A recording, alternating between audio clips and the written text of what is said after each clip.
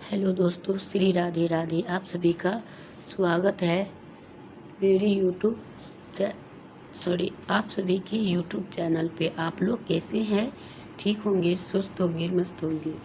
और चलिए जानेंगे कुंभ मेला प्रयागराज 2025 में घर बैठे पाए अमृत स्नान वो कैसे करेंगे।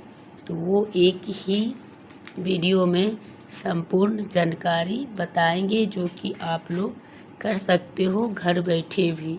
ज़रूरी नहीं कि आपको प्रयागराज जाना ही पड़े, उनके बाद ही आपको कोई तरह की सफलता प्राप्त हो। और हाँ, जिनको आसपास है तो वो लोग वहीं जाए, ऐसा भी नहीं कि वहाँ नहीं जाना चाहिए। तो दोस्तों, इससे पहले आप सभी को अगर प्रयागराज और अमृत स्नान का घर बैठे अमृत स्नान करना चाहते हो और इनका पूर्ण लाभ उठा सकते हो, तो आप सबका धर्म बनता है कि इस वीडियो को ज़्यादा से ज़्यादा शेयर करें और ज़्यादा से ज़्यादा लाइक करें। अगर आप सब ज़्यादा लाइक करते हैं तो हम इस वीडियो को और संपूर्ण जानकारी में और जो उनसे रिलेटिव जो कार्य होगा तो वो हम लाएंगे। अगर आप लोग को क्या राय है वो भी अपना कमेंट बॉक्स में ज़रूर बताएं। और ये जो है प्रयागराज का जो स्नान दान है कुंभ मेला का, ये सबसे इतनी महत्वपूर्ण क्यों है?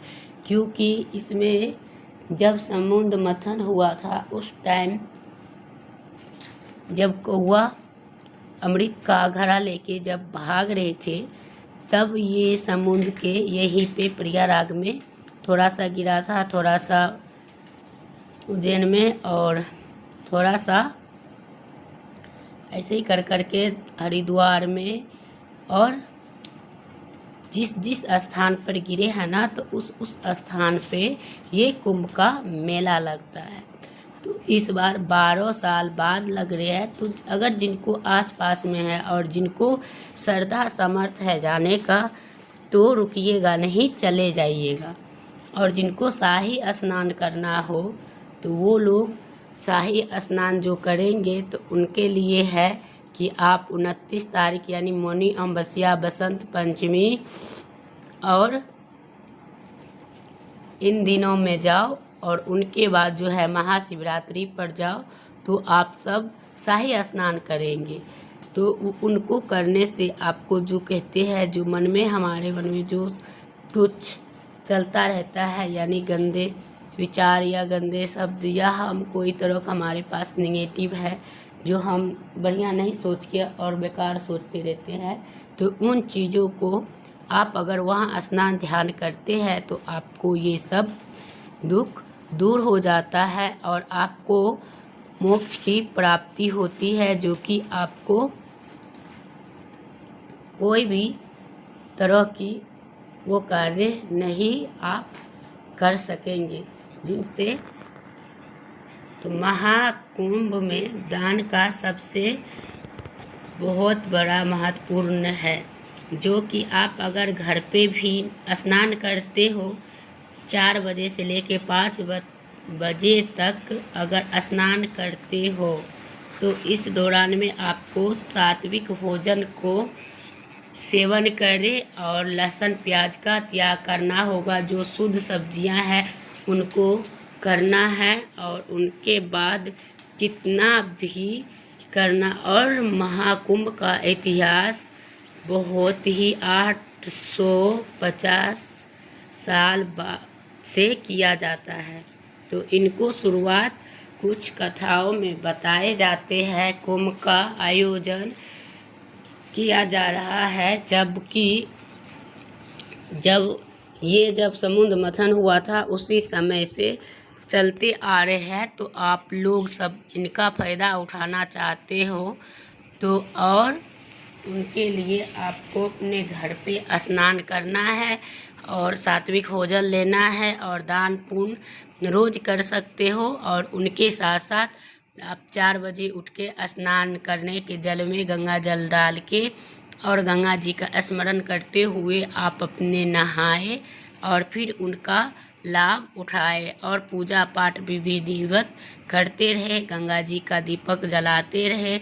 इनसे करने से आपको कई गुना फल मिलेंगे और ज़रूरी नहीं कि हम प्रयागराज जी जाने के ही बाद हमें सब कुछ होगा, ऐसा कुछ नहीं है। नहीं, अगर आपको जाना उचित है तो आप वहाँ भी जा सकते हैं, और उचित क्या बहुत ही अनुचित होता है, जो कि जाना सबको अनिवार्य होता है। लेकिन हाँ, उसमें कई हमारे देश की परिवार है जो उनके उतने सामर्थ्य भी नहीं होता जो वो ये कार्य कर सके या कर पाए, तो उन वजह से वो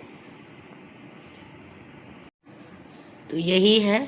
और इनके बाद एक ही साथ संपूर्ण जानकारी के लिए आप लोग और कमेंट करते हैं तो हम और वीडियो लाएंगे इस पे। और उनके साथ साथ जो कोई अगर कुंभ मेला जाते हैं तो कुंभ मेला से ज़रूर गंगा जल लाए, और इतना लेके आए कि आप गंगा जल का अगर दान करते हो, मतलब जल भर के थोड़ा थोड़ा सभी को देते हो, तो ये कुंभ मेला का जो गंगा जल होता है ये बहुत श्रेष्ठ होता है, जिनका कोई शब्द नहीं होता। तो आप लोग लेके आए, और जो ज़रूरतमंद हो, जो जा नहीं सका हो, उनके घर तक के इन गंगा जल में बांटने का विचार ज़रूर करके जाए, क्योंकि उनका जो है वो घर बैठे भी इनका लाभ उठा सकते हैं, और वो इस तरह कि उनमें आप ही सक्षम होंगे जो उनको पहुंचाएंगे। अगर आप नहीं देते हैं तो फिर उनके पास नहीं होता है। तो ये है दोस्तों। और इनके साथ साथ आप लोग के और कोई ऐसा भी कार्य करना चाहिए कि जब अगर आप प्रयागराज जा रहे हैं स्नान करने, तो आपको ध्यान में ये भी रखना है कि हाँ, यहीं से आप तिल लेके जाए, काला तिल और पुष्प, जो कि घर का जो चीज़ होता है, अक्षत, ये सब वहाँ पे ने लोग जैसे कि चढ़ाए हुए, बहुत सारे मंदिर में चढ़ाए हुए भी मिलता है। और जो घर का चीज़ होता है दोस्तों, वो सबसे श्रेष्ठ होता है। तो बहुत सारे लोग करते हैं, अब बहुत सारे लोग करते ही नहीं हैं। तो यही है। और जो लोग नहीं लेके जाते हैं, नहीं करने का मतलब जो लोग नहीं लेके जाते हैं उनके लिए यही है कि अपना शुद्धता के साथ अगर घर की चीज़ लेके जाते हो तो वो शुद्धि और शुद्धता के साथ होता है। अगर वो वहाँ पे लेते हैं तो देख के लिया करिए कि ये चढ़ाया हुआ तो नहीं होता है। जैसे कि हम लोग कई जगहों मंदिर जाते हैं तो देखते हैं जहाँ बहुत भीड़ भड़का रहता है। तो एक बार महाशिवरात्रि में ऐसे ही कुछ हुआ था, तो मंदिर में से बेलपत्र उठा के, पुष्प उठा के, धो के, और फिर वो पंडित उनको दे के बेचता था। तो इसलिए हम लोग उस दिन से सचेत हो गए। बेलपत्र तो चलो चढ़ जाता है, लेकिन पुष्प धोया हुआ नहीं चढ़ता, फिर भी चढ़ाने पड़ रहे थे। तो इसलिए आप लोग ऐसा गलती ना करिए। अगर जा रहे हैं तो अपने घर के सामान लेके जाए, पूजा पाठ करें और उनका अच्छे से स्नान ध्यान करें। और जब गंगा जल ले तो गंगा जी से प्रार्थना करके कि हे गंगा मैया, मैं आपका जल ले रही हूँ, जिस कार्य में ये जल दूँ वो आप सब चीज़ को सिद्ध करना और प्राप्त करना माँ। इतना कह के अगर आप ले लेते हैं तो माँ यकीन मानिए कि आपके घर में कभी भी कोई भी संकट छू नहीं सकते, कोई भी तरह के बाधाएं नहीं आ सकती दोस्तों। तो ये है ये कुंभ का असलियत और इनकी संपूर्ण जानकारी, जिससे कि अगर आप घर पे स्नान कर रहे हैं मेरे बताए हुए कार्य पे, तो आपको संध्या और स्नान के समय ज़रूर दीपक जलाएं। आपके पास घी है तो बहुत अच्छा, नहीं है तो कोई बात नहीं, आप तिल के तेल से भी जला सकते हैं।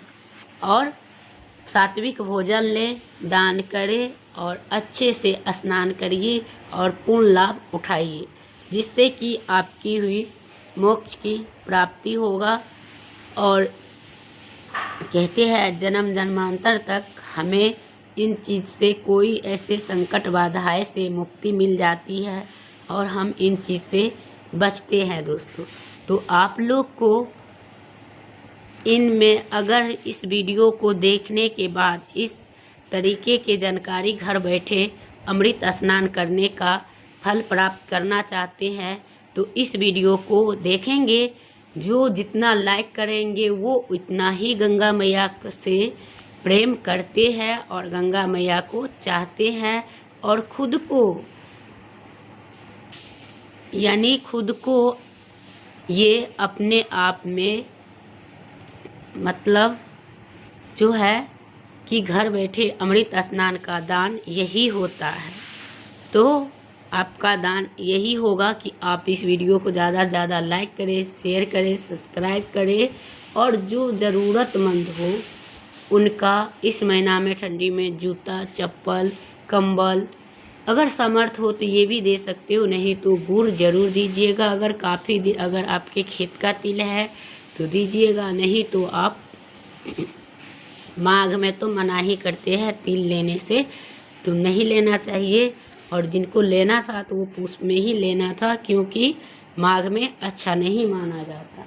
और जब गंगा स्नान जाए दोस्तों तो ये गलती कभी नहीं करनी चाहिए, वो है गंगा जी के पास कुछ ऐसा प्रसाद लेके जाए, गुड़, तिल चाहे जो भी, उनको चढ़ा के और जब आप चाय चूई चाहे नाश्ता पानी करने जाए उससे पहले जैसे हम व्रत खोलते हैं उसी तरीके से इन स्नान को पारण कर लेना चाहिए। जो कि जो ही चीज़ मिले उनको मुख में डाल के और थोड़ा सा वही जल पी के तब आना चाहिए।